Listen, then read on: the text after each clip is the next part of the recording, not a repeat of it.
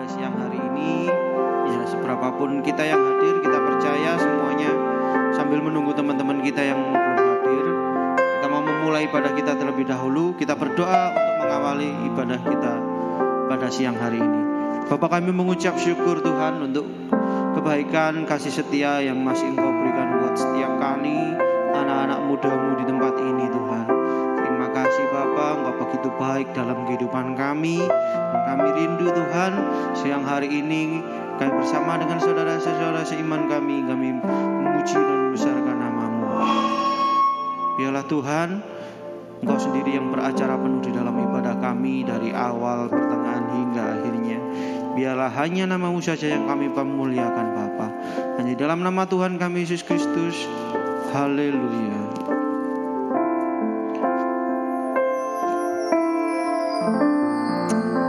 Mari kita mau menyiapkan hati kita. Kita mau masuk di dalam ruang kudus Tuhan. Mari kita mau masuk di dalam hadirat Tuhan.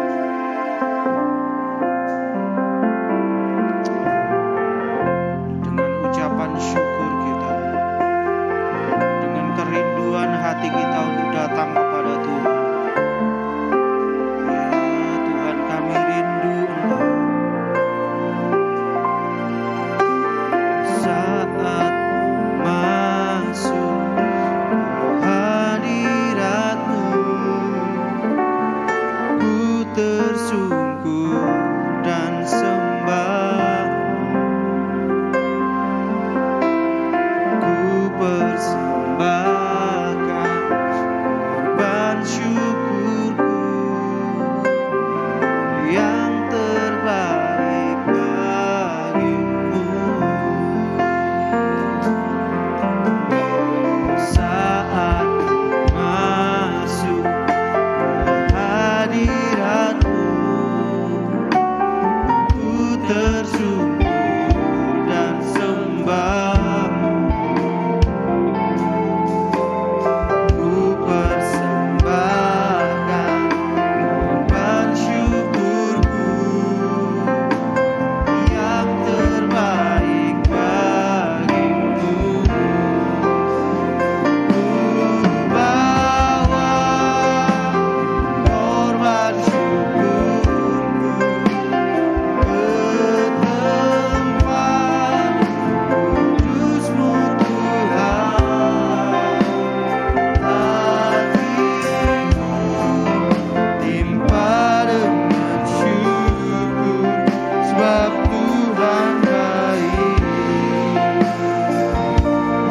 Oh, sebab Tuhan baik.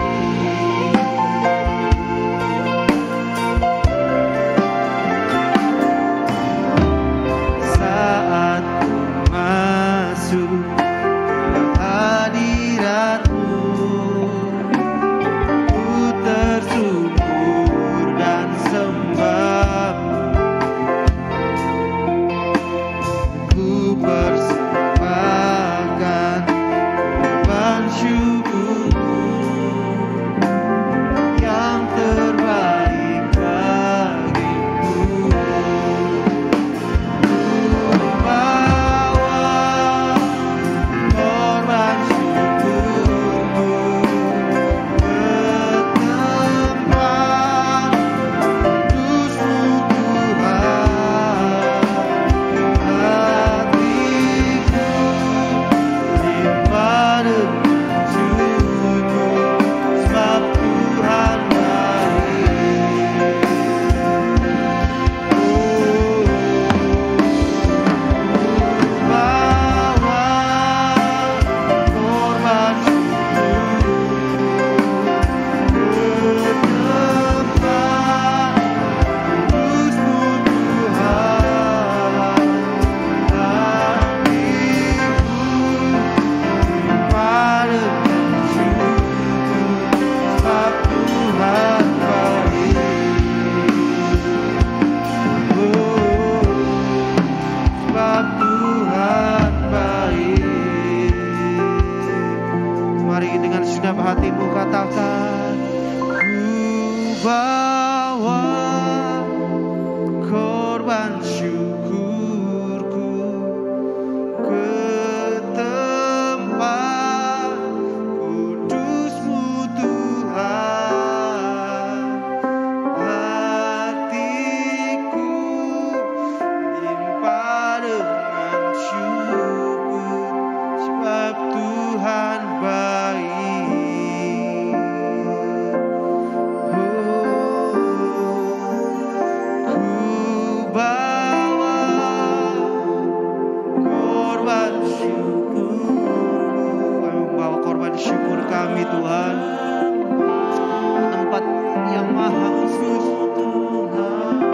Karena hati kami limpah dengan syukur, limpah dengan syukur, sebab Tuhan baik.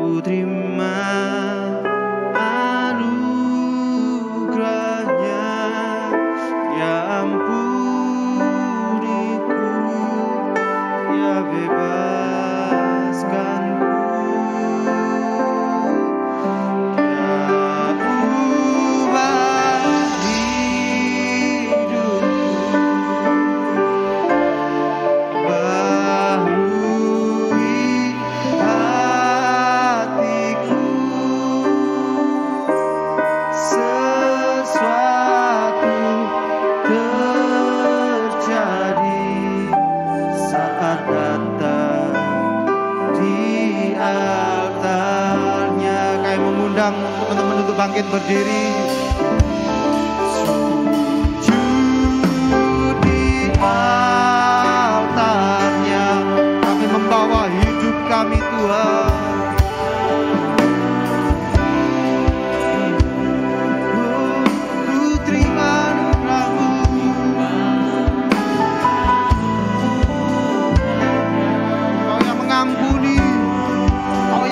Bebaskan kami Tuhan.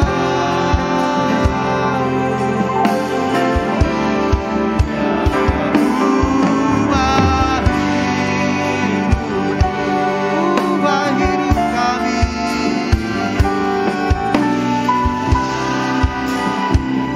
Sesuatu terjadi. Terima kasih Tuhan.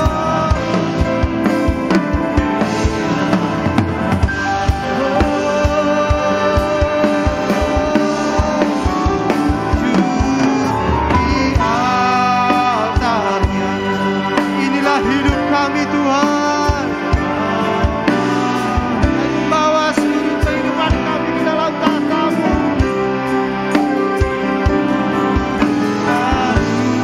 Anugerahnya ampuni dan bebaskan-Ku. Ubah hidupku, baru hidup kami.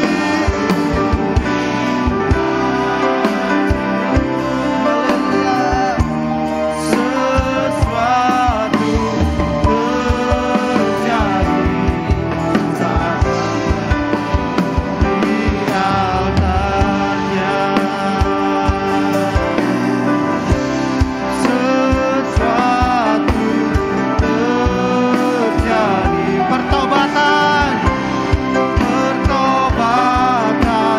terjadi, pemulihan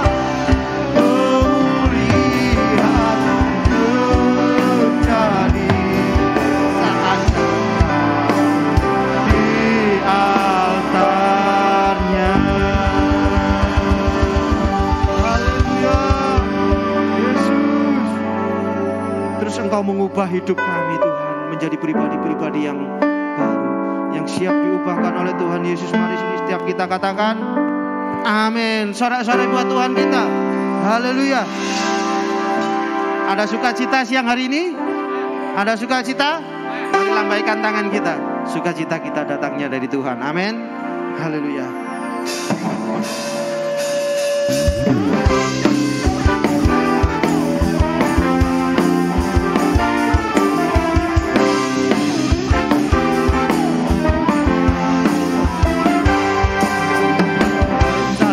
Tuhan dan layak dipuji, besarlah namanya, kekalah kuasanya, aman berlindung dalam naungannya.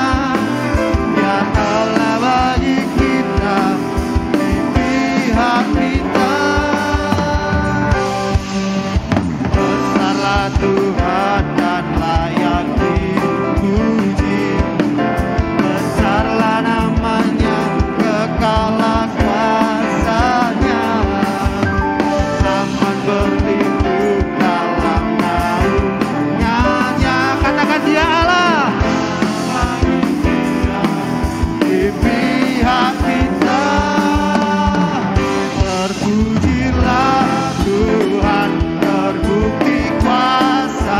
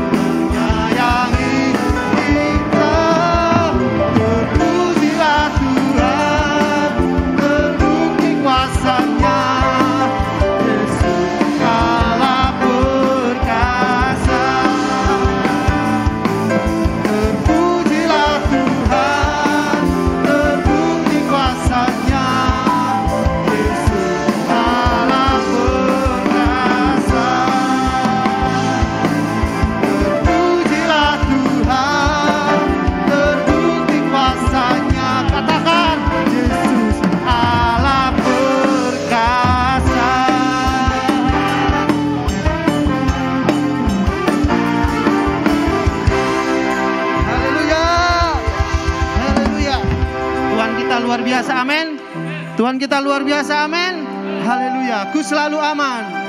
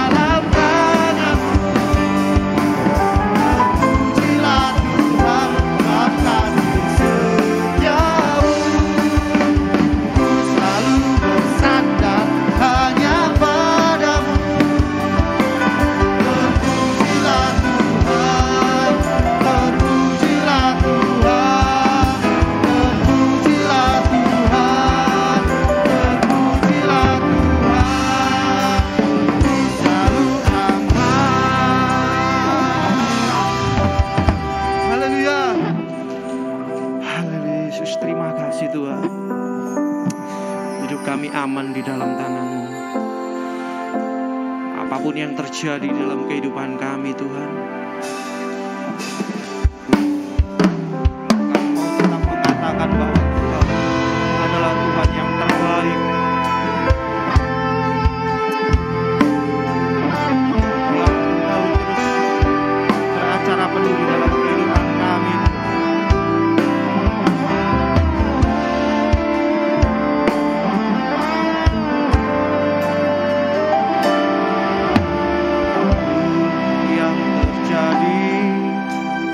Dalam hidupku selalu ku berkata, Tuhan Yesus baik. Dalam segala hal yang terjadi, tetap ku berkata, Tuhan Yesus baik.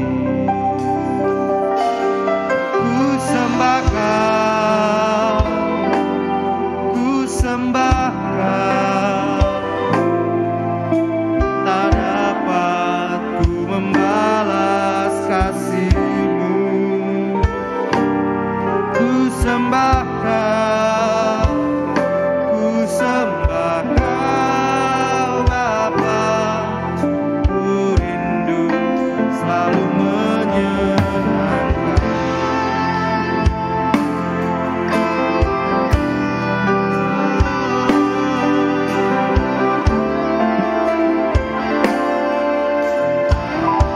Mari setiap kita katakan, apapun yang terjadi di dalam hidupku, selalu berkata, Tuhan Yesus baik.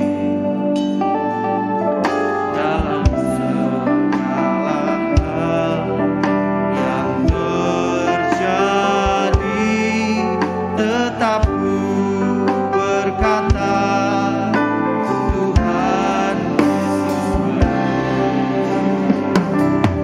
Ku sembah Kau, ku sembah Kau,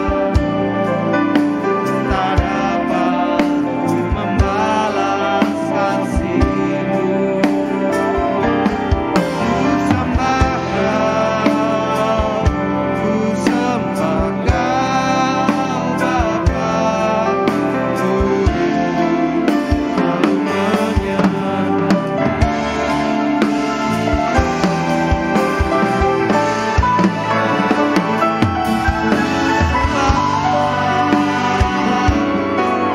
Sembah Kau, tak dapat kami membalas.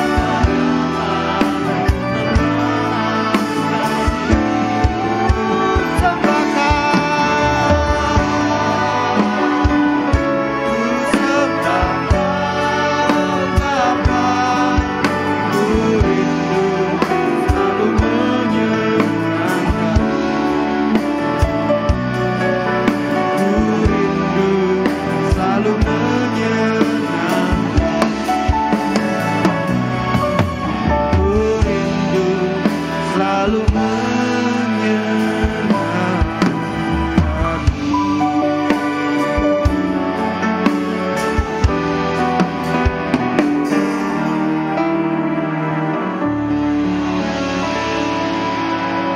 Terima kasih Tuhan, terima kasih.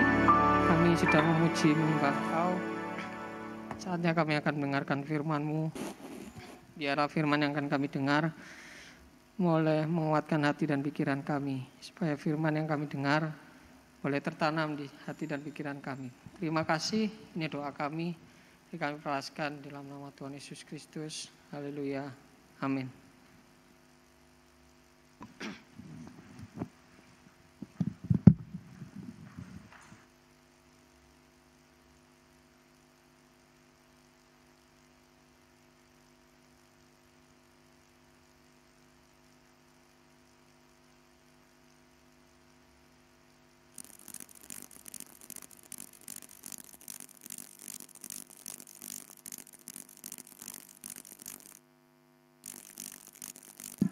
Cek, thank you. Ya, shalom anak muda. Oke, sebelumnya yang tunas remaja boleh naik ke atas, kelas 1 sampai kelas 3 SMP. Ditunggu Budar di atas, monggo. Terima kasih. Oke, ya, ulang lagi ya. Shalom anak muda. Shalom anak muda. Oke, yang merasa anak muda, lambaikan tangannya dong. Oke ya, sip. Oke, puji Tuhan ya. Kita bersyukur buat perlindungan Tuhan, penyertaan Tuhan dalam kehidupan kita. Kalau kita semuanya boleh sehat hari ini, semua karena kemurahan Tuhan. Amin. Amin ya. Oke, hari ini kita belajar sama-sama dari satu judul kebenaran firman Tuhan yang judulnya adalah Yesus sebagai teladan yang sempurna. LCD-nya mati ya, Besti? Oke, terima kasih. Oke, jadi bisa dipersiapkan handphonenya masing-masing, tapi untuk buka Alkitab ya. Karena layar di depan kalian tidak bisa berfungsi. Ya, kita berdoa supaya ada yang menabur ya. Kita sendiri juga mau menabur ya, bukan hanya doain orang lain. Oke, ya, Yesus Kristus adalah teladan yang sempurna. Tuhan adalah teladan yang sempurna. Dalam berbagai hal kehidupan kita, dalam kehidupan kita sehari-hari, dia merupakan teladan yang paling perfect untuk kita contoh. Kalau kita punya satu role model, satu idola lain, pasti ada kurangnya, pasti ada minusnya. Tapi Tuhan enggak. Tuhan 100% sempurna. Apapun yang kita cari, teladan tentang bersyukur, teladan tentang mengampuni, teladan tentang peduli terhadap orang lain, dia adalah satu-satunya pribadi yang bisa kita contoh. Ya. Nah, hari ini sama-sama kita belajar tentang teladan dalam menghadapi masalah atau penderitaan. Ya, masalah itu berbicara tentang satu hal yang enak atau enggak enak? Yang enak atau enggak enak? Yang enggak enak ya. Masalah berbicara tentang satu hal yang tidak enak, yang bikin kita tidak happy, yang bikin kita kepikiran, yang bikin kita susah tidur, yang bikin kita tertekan, itu namanya masalah. Ya. Dan setiap kehidupan kita dari hari ke hari tidak lepas dari yang namanya masalah. Baik di dunia pekerjaan, di sekolah, di tetangga-tetangga kita, di lingkungan rumah kita, dengan teman-teman gereja mungkin.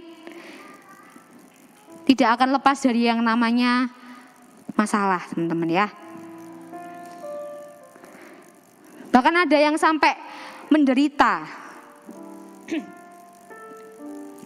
Saya cari artinya penderitaan itu di KBBI, artinya keadaan yang menyedihkan, yang harus ditanggung, atau sesuatu yang menyusahkan yang ditanggung dalam hati. Orang kalau udah menderita itu, gak enak. Hati ini rasanya gak tenang. Kayak ada sesuatu yang mengganjal. Mau melakukan ini, tapi tidak ada damai sejahtera di sana. Nah, mungkin saya nggak tahu apa penderitaan yang teman-teman alami, mungkin ya. Saya nggak bilang tentang penderitaan yang besar atau kecil. Besar atau kecil bukan satu ukuran. Kita semua punya struggle-nya masing-masing ya. Punya perjuangannya masing-masing. Saya nggak bisa bilang, oh perjuanganmu, penderitaanmu cuma sekecil ini. Tidak sepadan dengan penderitaanku mungkin. Kita tidak berhak menjudge orang lain seperti itu. Kita nggak pernah tahu apa penderitaan yang dia alami di balik senyuman dan happy family, happy face ya, ataupun happy yang lain kita nggak pernah tahu. Ya, setiap kita menghadapi perjuangannya masing-masing, penderitaannya masing-masing, pergumulannya masing-masing, doa-doa yang belum dijawab sama Tuhan, penantian akan suatu hal dan lain hal, semuanya menghadapi itu. Penantian akan mungkin pekerjaan yang oke, penantian diterima di SMA yang bagus, di universitas yang bagus, ataupun yang lain.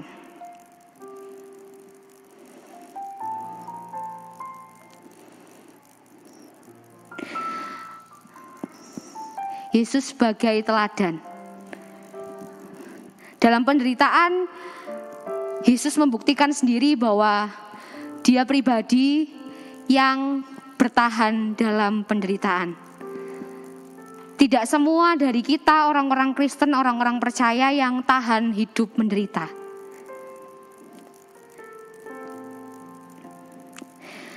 Beda dengan teologi kemakmuran teman-teman ya, yang mengatakan bahwa orang yang dekat sama Tuhan, bukti bahwa orang yang dekat sama Tuhan itu adalah kemakmuran, sukses, karya raya dan lain sebagainya.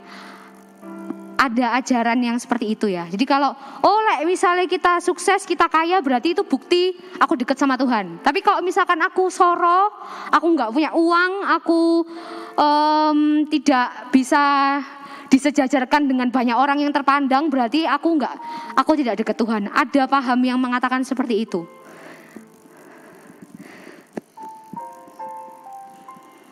Tapi ternyata di firman Tuhan faktanya lain teman-teman. Kemakmuran, kesuksesan, apalagi ya,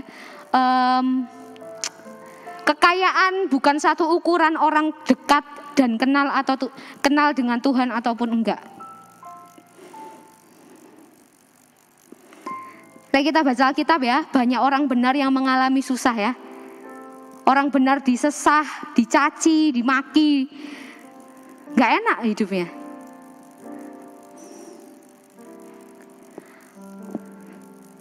Ada satu tokoh Alkitab juga yang sudah kaya raya, punya segalanya, tiba-tiba dicobai, tiba-tiba jadi gak punya segalanya. Jadi gak punya keluarga, gak punya harta, sakit.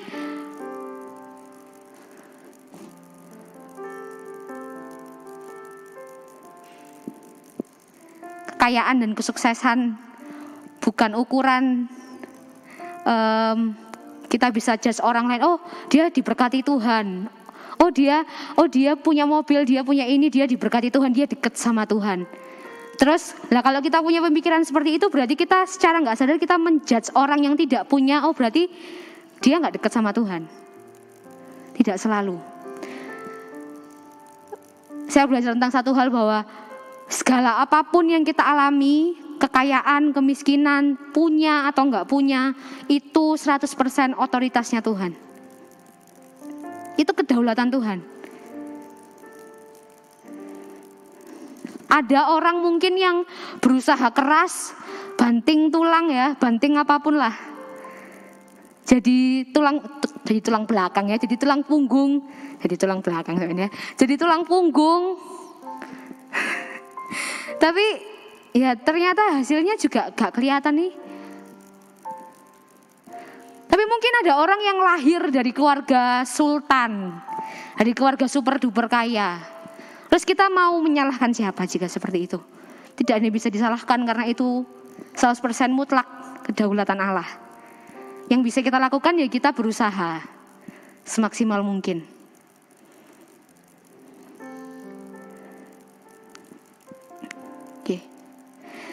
Yuk kita buka dalam 2 Timotius 3:12.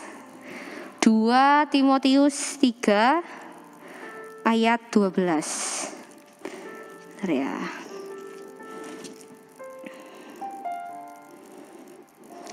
Yuk kita baca sama-sama ya. Yang sudah ketemu katakan yes. Yes, oke. 1, 2, 3. Memang setiap orang yang mau hidup beribadah di dalam Kristus Yesus akan menderita aniaya. Lagi ya, Lukas 9 ayat 23. Lukas 9 ayat 23. Yang cewek bacakan, yang wanita bacakan ya 23. 1, 2, 3. Katanya kepada mereka semua, setiap orang yang mau mengikut aku, ia harus menyangkal dirinya, memikul salibnya setiap hari, dan mengikut aku. Ya, 2 ayat ini juga sudah cukup menunjukkan bahwa orang Kristen bukan berarti terhindar dari masalah, teman-teman.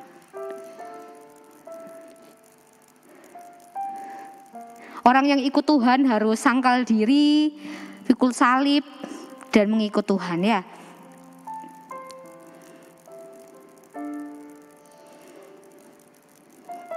Jadi satu kewajaran kalau misalkan kita sehari-hari mungkin susah, sulit gitu ya. Sudah berusaha cuma kok kayaknya jalannya buntu, kok gak ada jalan keluar. Tapi problemnya adalah yang membedakan kita dari yang lain adalah apakah kita bisa bertahan dalam situasi yang seperti itu. Karena tidak sedikit orang yang meninggalkan Allah, orang yang meninggalkan Tuhan karena tidak tahan. Gak kuat, gak mampu, wes give up, menyerah dengan kenyataan-kenyataan yang dia alami.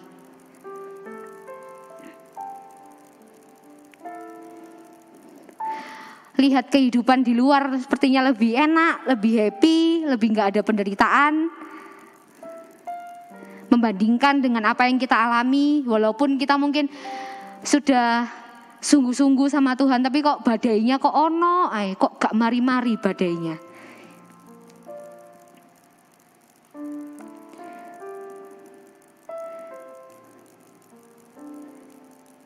Apa yang kita lihat di luar, yang disaksikan di sosial media, yang disaksikan di TV itu bagian yang baik-baik toh. Berarti kalau kita nonton Instastory, Itu kan cuma 15 detik ya. Dia happy liburan.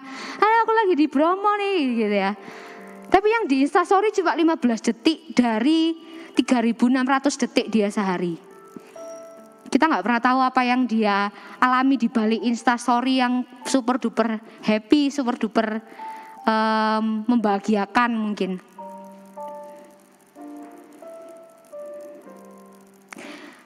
Hidup iku sawang sinawang.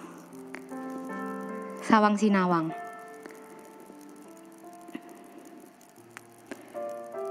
Nah, pertanyaan hari ini, apakah ada hal yang hari-hari ini sedang membuat kita susah hati gitu ya, sedang membuat kita kepikiran, duh gimana ini ya, atau bahkan kita hampir nyerah, aduh wis lah, gak kuat aku.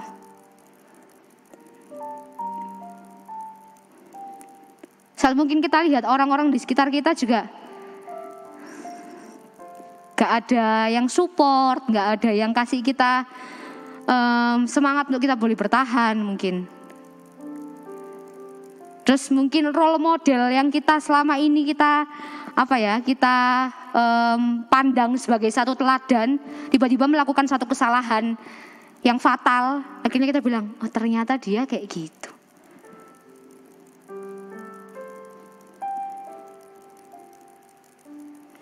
Seperti tidak ada lagi figur yang bisa kita kita contoh, kita harapkan gitu. Tapi ada satu teladan yang seharusnya cukup membuat kita berdiri lebih kuat.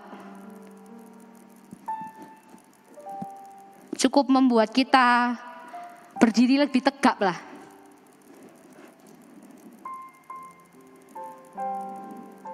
Siapa dia? Dia adalah Yesus itu sendiri, teman-teman ya.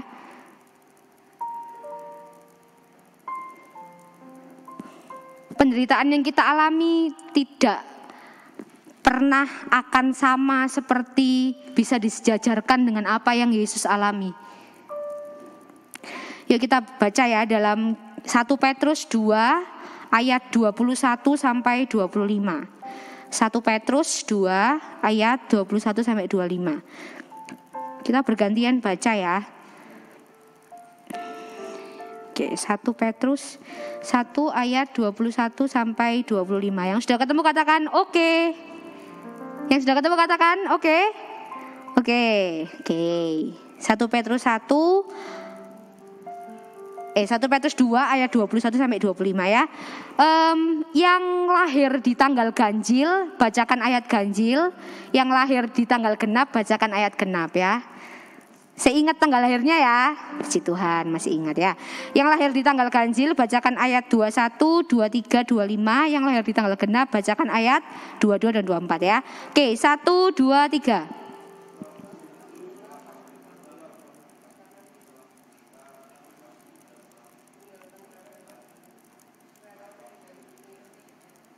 Ia tidak berbuat dosa dan tipu tidak ada dalam mulutnya.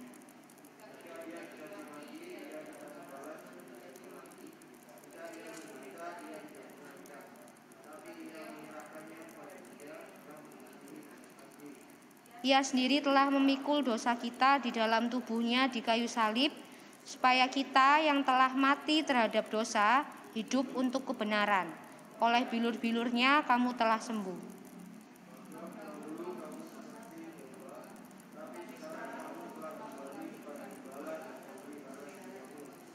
Amin.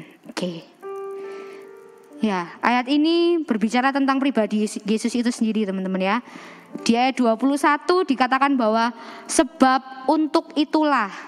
Nah, untuk itulah ini apa maksudnya? Kita bisa lihat ke ayat sebelumnya ya, ayat 18 dan 19 dan 20.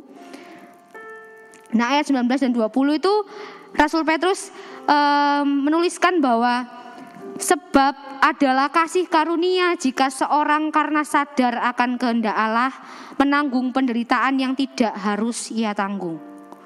Sebab dapatkah disebut pujian jika kamu menderita pukulan karena kamu berbuat dosa? Tetapi jika kamu berbuat baik dan karena itu kamu harus menderita, maka itu adalah kasih karunia pada Allah. Nah, Nah, Rasul Petrus mengatakan bahwa orang-orang Kristen itu juga mengalami penderitaan meskipun dia sudah berbuat baik, meskipun dia sudah berbuat benar, tapi ternyata juga tidak lepas dari penderitaan.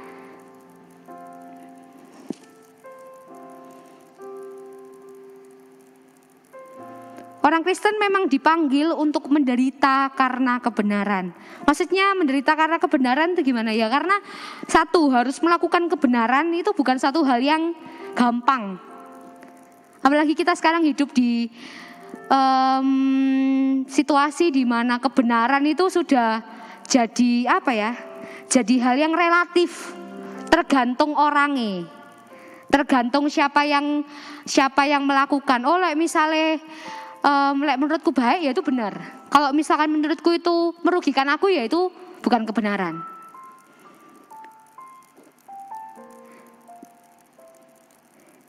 Ibaratnya kita sedang hidup melawan arus ini. Arus dunia itu misalkan ke arah kiri, tapi kita harus terjang arus ke arah kanan. Lagi misalnya kan kita lagi berenang di kolam arus itu kan lebih enak kita mengikuti arus ya. Ada yang pernah berenang di kolam arus? Atau cuma saya aja pernah ya? Ya ada nggak pernah ya, nanti gampang lah kapan-kapan ya. Nah, kalau kita berenang ikut arus gampang, mudah. Tanpa kita bergerak pun kita sudah kena arus. Dan itu terjadi hari-hari. Tanpa kita melakukan sesuatu pun, kalau kita gombol di arus-arus yang salah, kita akan terbawa dengan sendirinya. Kalau kita nggak ngelawan. Nah, kalau misalkan biasanya anak-anak kecil ya, biasanya arusnya kemana terus lomba balapan melawan arus. Kalau renang ya, yang pernah renang. Nah, itu susah ya, soalnya arusnya ke sana, kita ke sana. Nah, melakukan kebenaran di zaman ini tuh kayak gitu. Orang melakukan kebenaran bukan malah didukung, tapi malah dijatuhkan. Orang jujur, berarti dunia bilang malah ajur. Kenyataannya seperti itu. Tapi itu yang harus dilakukan ya masalahnya. Itu yang harus kita belajar untuk melakukan. Terus yang kedua, menderita karena kebenaran juga bukan hanya tentang melakukan kebenaran, tapi juga menyampaikan kebenaran. Bukan berarti kita harus semuanya jadi pengkhotbah, enggak. Lewat kehidupan kita masing-masing lah. Di lingkungan-lingkungan kita berada. Dimanapun kita ditempatkan Tuhan, kita bisa menyampaikan kebenaran lewat apa? Lewat perilaku kita. Kita nggak harus preaching, bawa Alkitab kemana-mana, shalom, jemaat Tuhan. Nggak harus. Di kerjaan gitu ya, yang lain lagi kerjaan. Kalau kita moro-moro bawa Alkitab, ya nggak kayak gitu.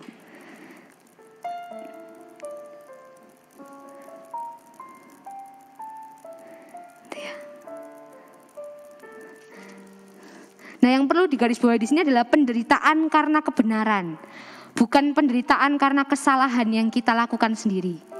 Nah, ini beda teman-teman ya. Ada penderitaan yang kita alami karena memang itu kita lakukan karena kita berani hidup benar. Terus akhirnya kita mengalami itu semua gitu ya. Nah, ada juga penderitaan yang bersumber dari kesalahan-kesalahan yang kita lakukan. Kita memilih melakukan yang tidak benar.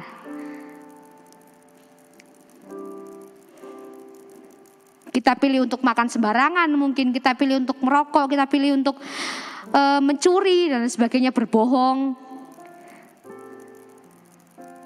Nah, akibatnya kan ada. Nah, itu kan juga penderitaan. Tapi itu bukan karena penderitaan karena kebenaran ya, karena kita dhewe sing bandel. Karena kita dhewe sing banggel.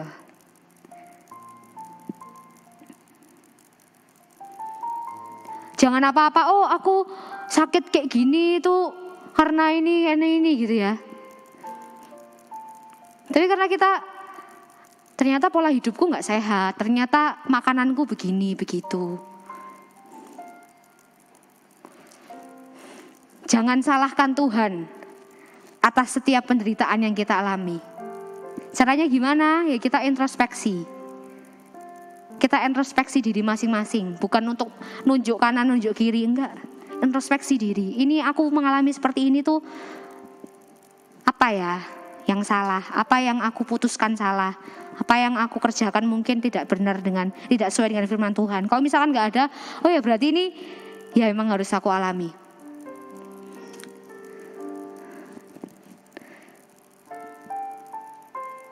Dan kita akan jadi berhati-hati dalam bersikap, berhati-hati dalam bertutur kata, dalam kita melakukan segala sesuatu kita jadi lebih hati-hati. Karena kita tahu semuanya ada konsekuensinya. Baik itu sifatnya kekal ataupun sekarang langsung kita alami gitu ya. Nah buat kita yang sedang merasa hari-hari ini kita susah, menderita, susah hati gitu ya. Dan tidak ada lagi pribadi yang bisa nolong kita. Ada satu pribadi yang bisa menolong kita teman-teman. Yang bisa jadi kita, yang bisa kita jadikan role model. Gitu ya. Oke. Di ayat 22 dikatakan bahwa ia tidak berbuat dosa dan tipu tidak ada dalam mulutnya. Yesus itu menderita tanpa bersalah. Adakah kita hari-hari ini yang kita sedang menderita padahal kita lagi dalam posisi kita udah benar ini? Diingat ya, benar sesuai dengan firman, bukan benar menurut pikiran kita ya. Kita sudah melakukan yang benar tapi disalahkan, difitnah, diinjak-injak orang. Itu kan kita menderita tapi kita tidak berbuat salah aslinya. Nah mungkin kita ada yang mikir, aku ini sudah melakukan yang sesuai dengan firman Tuhan, tapi kok tetap kayak gini, kok tetap diinjak-injak orang, kok tetap mengalami rasa sakit seperti ini. Yesus mengalaminya teman-teman. Ia tidak berbuat dosa, Tuhan tidak berbuat dosa.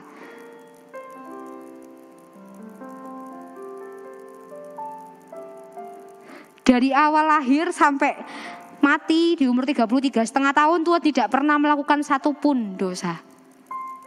Tapi dia tetap rela menderita.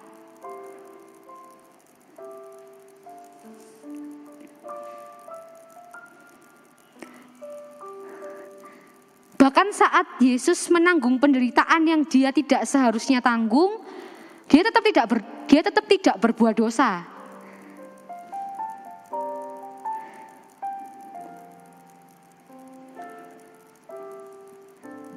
Seberapa banyak dari kita yang mudah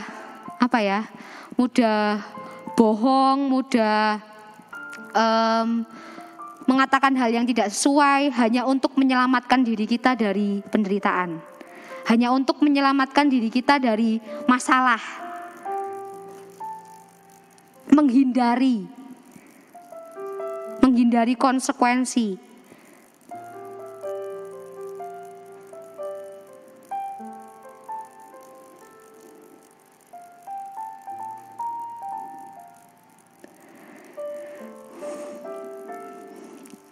Di ayat 23 dikatakan juga bahwa ketika ia dicaci maki, ia tidak membalas dengan mencaci maki.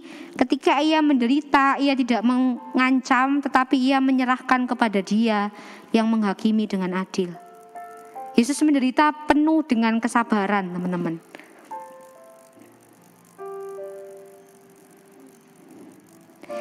Disakiti tapi gak bales, itu luar biasa loh. Apalagi dilakukan oleh satu pribadi Yesus yang sebenarnya bisa melakukan segala perkara. Sekali ngomong, malaikat bisa turun dan bisa memporak-porandakan segalanya. Hebat ya, orang punya kuasa tapi tidak menggunakan kuasanya untuk melakukan apa yang dia kehendaki itu. Kita kadang-kadang yang nggak punya kuasa apa-apa, sakarep-karepe dhewe. Tuhan tidak milih untuk balas, deloken ya, enggak.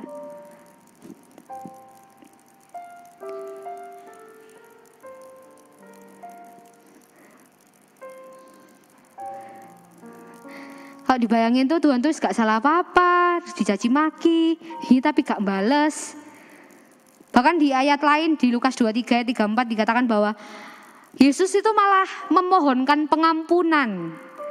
bagi mereka. Wis gak bales, tambah berdoa sama Tuhan, Tuhan tolong ampuni orang-orang yang berkata seperti ini. Waktu itu Yesus 100% manusia loh teman-teman. Dia mengalami rasa sakit, dia bisa lapar, dia bisa haus.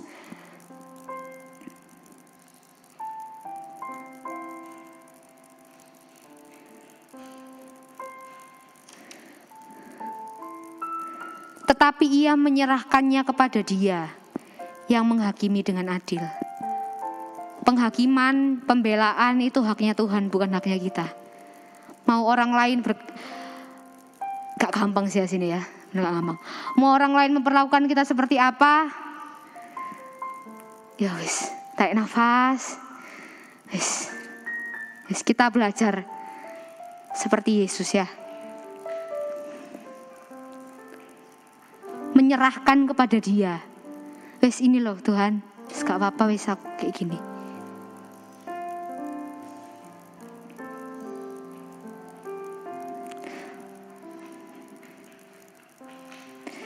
Di ayat 23 dikatakan juga bahwa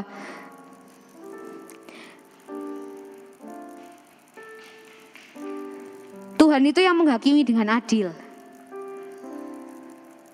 Manusia gak akan pernah bisa adil. Pasti akan berat sebelah. Ada banyak faktor-faktor yang mempengaruhi.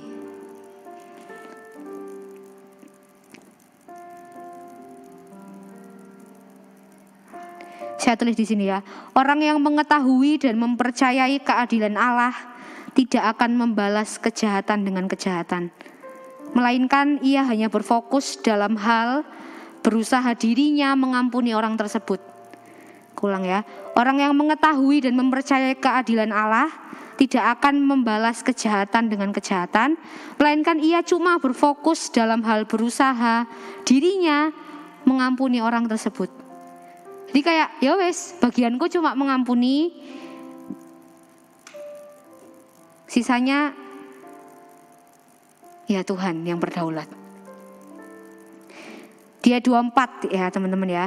Yang terakhir, ia sendiri telah memikul dosa kita di dalam tubuhnya di kayu salib, supaya kita yang telah mati terhadap dosa hidup untuk kebenaran.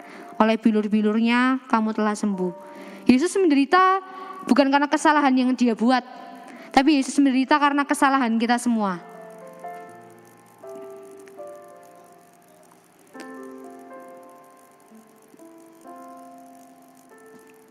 Tuhan itu sayang banget sama kita. Semuanya. Kalau Tuhan gak sayang sama kita, mungkin waktu itu Tuhan sudah halawis kokot. Enggak. Tuhan menyelesaikan pengorbanannya sampai akhir sebagai bukti bahwa ini kasih yang sejati itu kayak gini.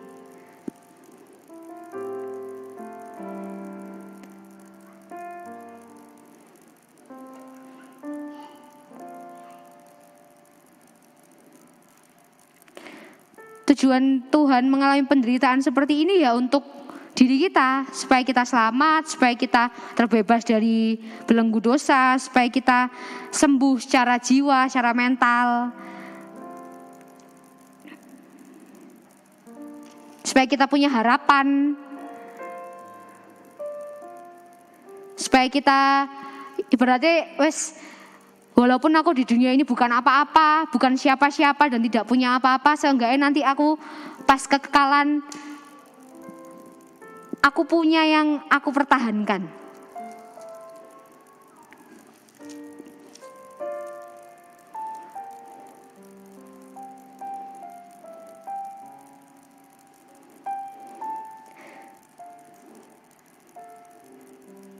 Kalimat penutup ya. Harusnya kita merasa aman saat kita menderita karena kita tahu siapa yang bersama dengan kita. Bukan seberapa mampu kita, bukan seberapa hebat kita, tapi kita tahu siapa yang menyertai kita dalam melalui semuanya. Kalau kita hidup di dunia ya akan terus mengalami masalah, penderitaan, dan itu akan silih berganti. Setiap orang lain-lain beda-beda. sesuai porsinya masing-masing. Tuhan tidak pernah mencobai kita lebih dari kekuatan kita.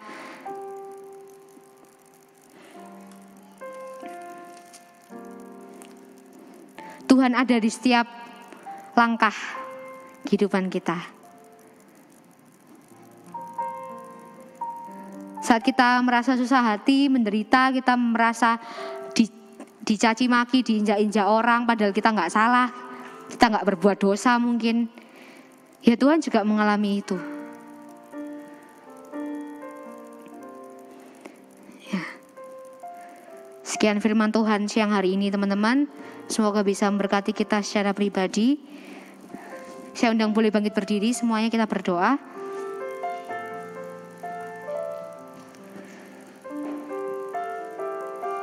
Haleluya Tuhan Yesus.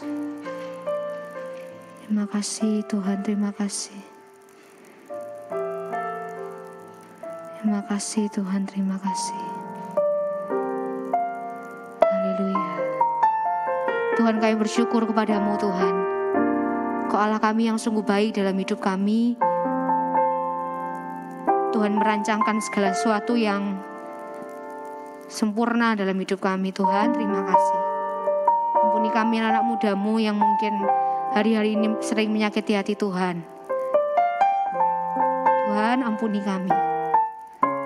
Biarlah kami belajar mengerti bahwa hidup kami adalah milik Tuhan. Hidup kami adalah kesempatan yang dari Tuhan. Hidup kami hanya sementara Tuhan. Biarlah kami terus belajar menabur yang baik, menabur yang benar. Terima kasih Tuhan Yesus, terima kasih. Kami tahu Kau hadir di tengah-tengah setiap kami siang hari ini. Tuhan berbicara kepada kami masing-masing Tuhan. Terima kasih Tuhan, terima kasih. Tuhan memberkati setiap kami yang sekolah, yang kuliah, yang cari pekerjaan Tuhan, yang sedang bekerja. Apapun yang kami lakukan dalam kehidupan kami sehari-hari, kami mau letakkan di bawah tangan-Mu Tuhan. Tuhan, kami percaya Tuhan yang menyertai kami, Tuhan yang berikan kami kekuatan, kemampuan dari hari ke hari. Semakin kami diberkati, semakin kami bisa memberkati banyak orang Tuhan. Semakin kami diperlengkapi banyak Tuhan, semakin kami juga rendah hati di hadapan Tuhan. Terima kasih Tuhan Yesus, terima kasih. Terima kasih Tuhan, apapun kegiatan kami setelah ini kami serahkan dalam tangan Tuhan. Terima kasih Tuhan, terima kasih. Kehidupan kami, masa depan kami di tangan Tuhan. Kami percaya saat kami nurut sama Tuhan, kami percaya Tuhan sediakan yang luar biasa dalam hidup kami Tuhan. Terima kasih Tuhan Yesus, terima kasih. Kalau sebentar kami akan pulang, biarlah penyertaan Tuhan, perlindungan Tuhan, damai sejahtera Tuhan, sukacita Tuhan yang melindungi kami, melingkupi kami. Kemanapun kami pergi Tuhan, siap kami jadi berkat buat banyak orang. Terima kasih Tuhan Yesus, terima kasih. Apapun yang kami doakan Tuhan, kami percaya biarlah kehendak Tuhan yang terjadi Tuhan. Terima kasih Yesus, terima kasih. Ucapan syukur doa kami dalam tangan Tuhan. Haleluya, amin. Silakan duduk teman-teman, kita dengerin pengumuman sebentar.